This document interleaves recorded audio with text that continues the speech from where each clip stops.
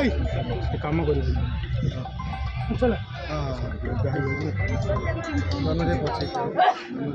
आज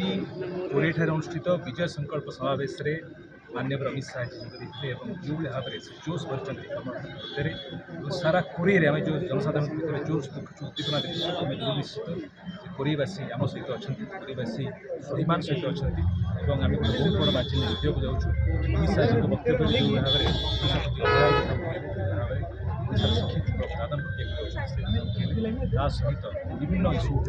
कौन गोटे हृदयर कथा ओडिया हृदयर कथा चाषी मान श्रमिक निश्चित भाव हृदय को जनसाधारण हृदय को आज ये विजय संकल्प समावेश लक्ष लक्ष संख्यार जनसाधारण आसी शपथ लेकिन आगामी दिन में कोरे भारतीय जनता पार्टी जितेबे ओडिशा प्रचार कि चलती समर्थन जोरदार प्रचार चलती जनसाधारण अभूतपूर्व उत्साह और भल पाइबा देखा जाऊँगी गाँ गहली जाऊँगी आश्चर्य अभिभूत होगी ग्रामांचल महिला 10 टଙ୍କା 20 टଙ୍କା 50 टଙ୍କା 100